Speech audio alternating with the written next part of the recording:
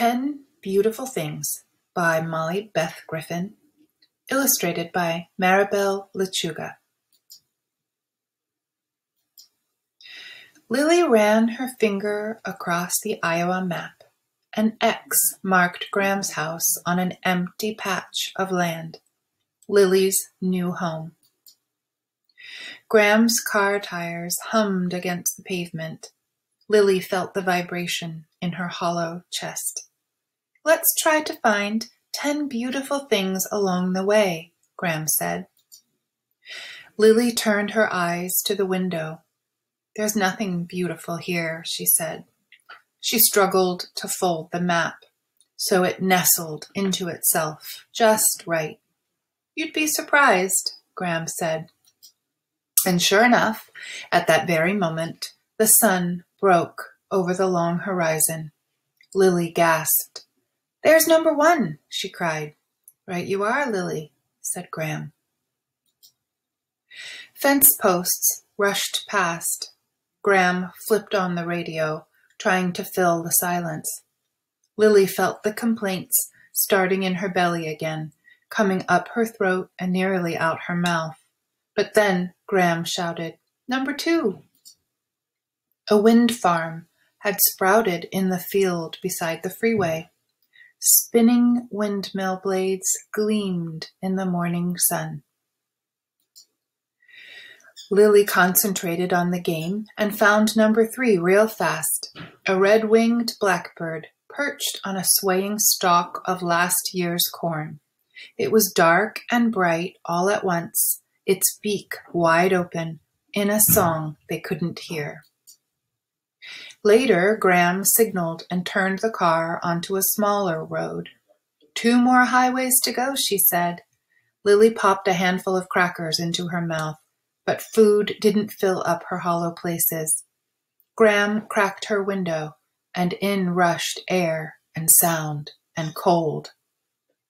They crossed a bridge, and Graham chose number 4, the gurgly sound of a melting creek. Lily dozed off. She woke up when Graham tapped her knee and pointed out a falling-apart barn. "That's not pretty," Lily said. "That can't count." "We're not looking for pretty. We want beautiful," Graham said. So it stood, halfway to 10. At a rest area, Lily bounced out of the car while Graham stretched her creaky body. Lily picked number 6. "The smell of mud," she said, inhaling. Graham shut her eyes and nodded slowly. "It's earthy and rich," she said. "I'd never really noticed." Lily breathed in the mud smell and focused on just that. It poured itself into some of the empty spaces in her. Back on the road again, the car seemed smaller. The humming in Lily had stopped, but her legs wanted to sprawl, and her stomach was getting queasy. "We're on a roll now," Graham said, and she was right about that. 7 and 8 were easy, a cloud shaped like a swan, and a little brown calf that trotted beside the fence. Miles and miles later, they turned on to their last road, and the clouds began to draw close. The sky grew dark. The earth rumbled. Suddenly, the air exploded in bright flashes.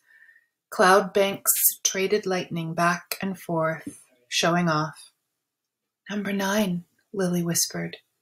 There was no room for other words. The storm took up the whole world, and it filled Lily up too. She was here with Graham, and for a whole minute, that was all that mattered. On they drove. Almost there. Not far now. When they'd been almost there for a long time, Graham braked, eased the car down a crumbling driveway, and parked in front of the farmhouse. "Here we be," she said, through the drum of the rain. "Home." "But we only made it to 9, Lily said, slumping in her seat. "Nope. 10, easy." Graham came around with the umbrella, and Lily stepped out of the car. "We're 10, Graham said. Lily sank into her familiar hug. None of this was easy. Maybe it would never be easy.